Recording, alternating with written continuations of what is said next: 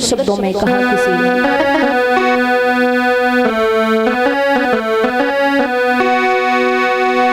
कि आशाओं का हुआ खात्मे और दिल की तमन्ना बनी रही। जब परदेसी हुआ रमाना सुंदरी काया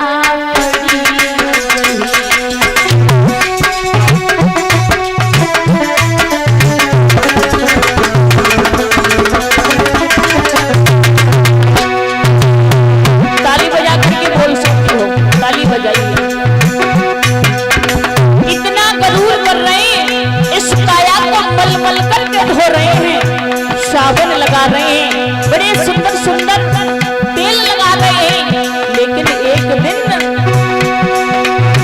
आशा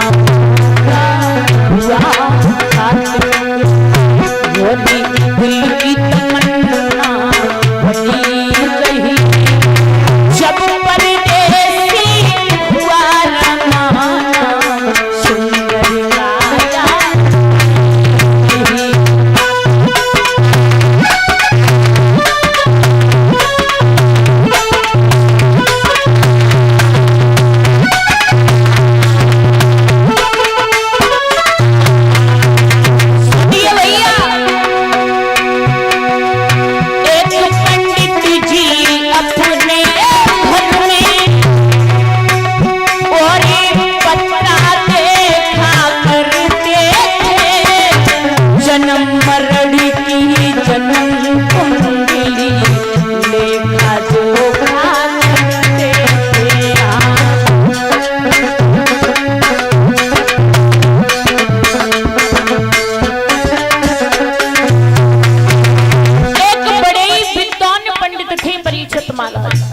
कोई जाकर के पूछता था कि ये बताओ हमारी मृत्यु कब होगी, तो वो बता देते थे। लेकिन ध्यान रखना भैया,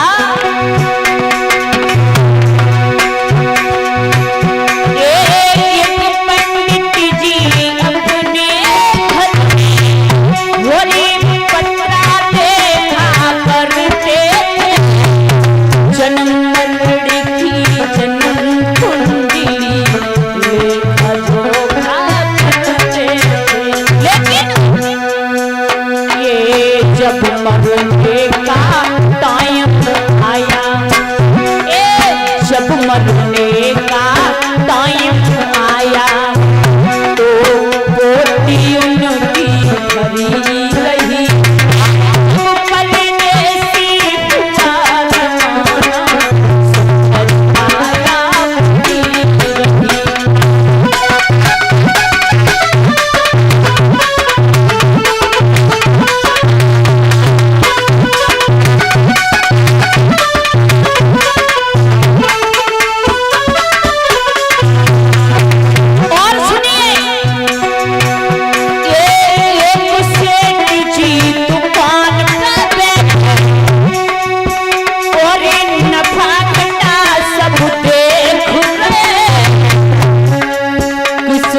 हमको कितने लेने पापी के पन्ने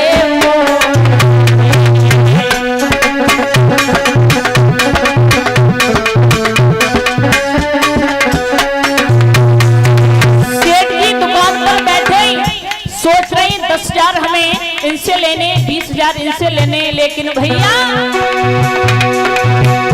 एक कालू बली ने दिया तमाचा,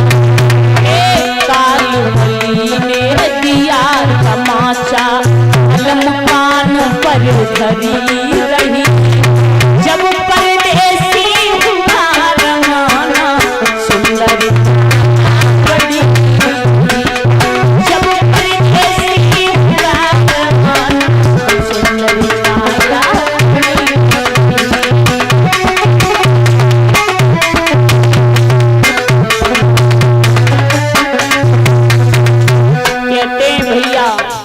काल बहुत ईमान है, काल बहुत ईमान है। बिन आई ना ले और आई जाए जब गेल में, तो घरे जाना नहीं। ध्यान रखना, बिना आए पहले तो काल लेता नहीं है, अगर आ जाए तो फिर छोड़ता नहीं है। और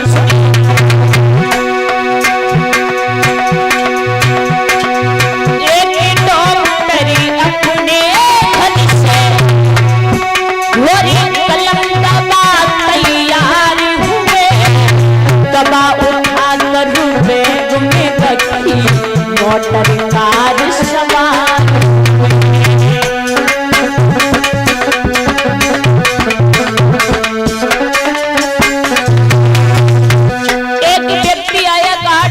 हमारे पिताजी बहुत परेशान हैं, उन्हें जाकर के बचा लो। तो डॉक्टर बोले चिंता न करो, तुम्हारे पिताजी को कुछ नहीं होगा। दवा उठा करके जैसे ही रखी है बैग में चल दिए, लेकिन वारे अपने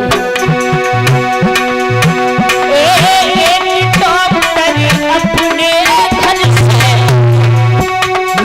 कलम दबा तैयार हुए, दवा उठा कर बैग में रखी मोटर कार सवार।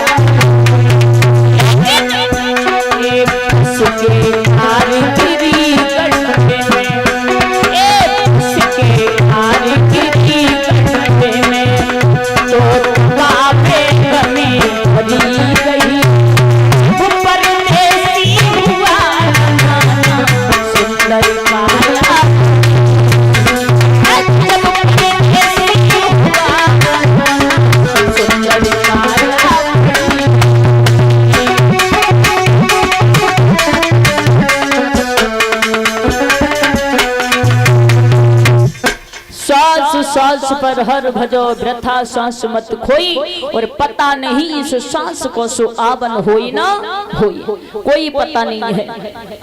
ये प्रभु ने गिनती की सांसें दी हैं, तो अपनी जिब्या से उस ठाकुर का नाम ले लो। भला इस संसार में कोई किसी का नहीं है, ध्यान रखना। झूठी दुनियादारी, झूठे सारे नाते, ये हमारा है, भला तुम्हारा कुछ नहीं है। हाँ, परीक्षित महाराज कथा प्रसंग कहाँ चल रहा था, याद है? बताइए।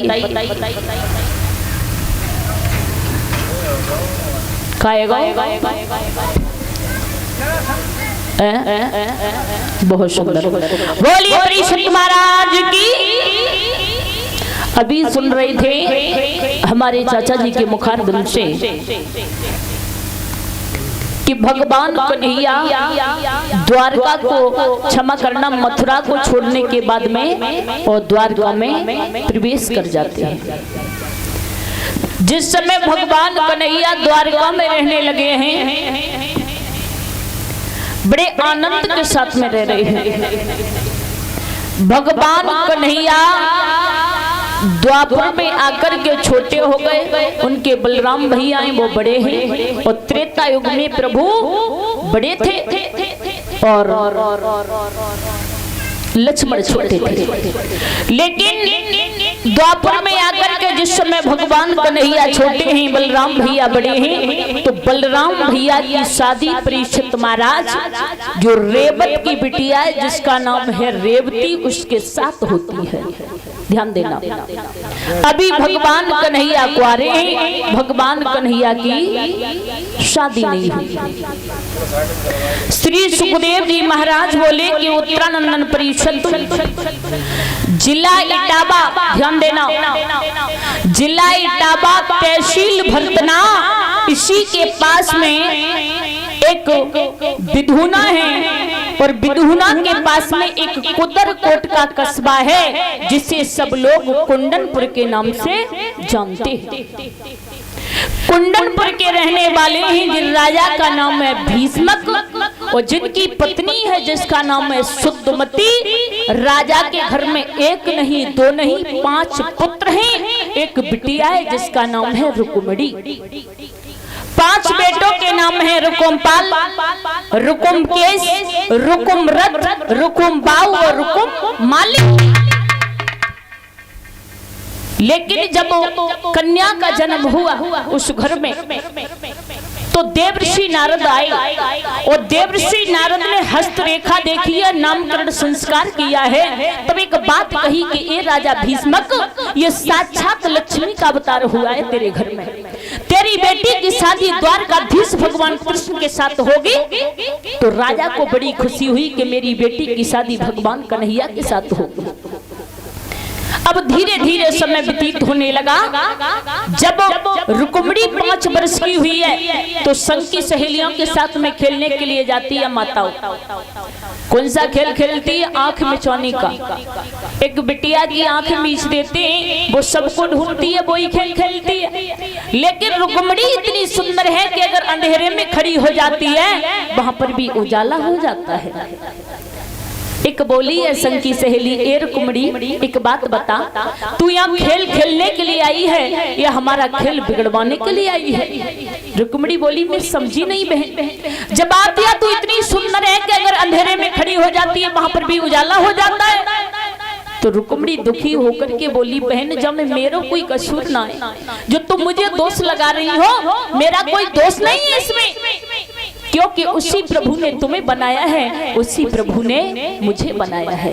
ध्यान रखना मेरे श्रोताओं, अगर कोई अंधा है, लंगड़ा है या कोई काला है तो कभी उसकी निंदा नहीं करनी चाहिए, देख करके हंसना नहीं चाहिए, क्योंकि उसी प्रभु ने तुम्हें बनाया है तो उसी ठाकुर ने उसे भी बनाया है। रुक्मिणी बोली, बहन मेरा कोई कसूर नहीं है। और एक बात कही सुन बहना,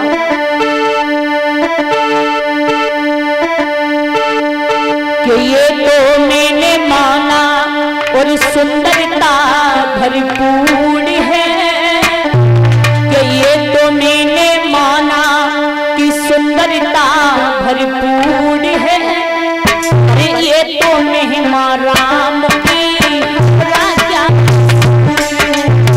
तो राम की राजा कसूर है।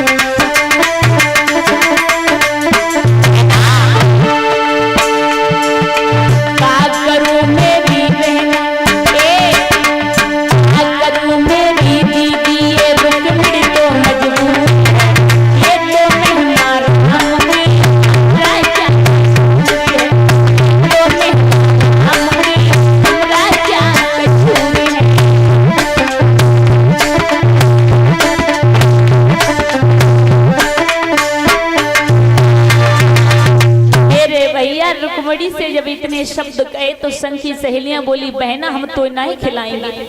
दुखी होकर के अपने घर चली। जैसे ही घर चली है धीरे धीरे बड़ी होने लगी।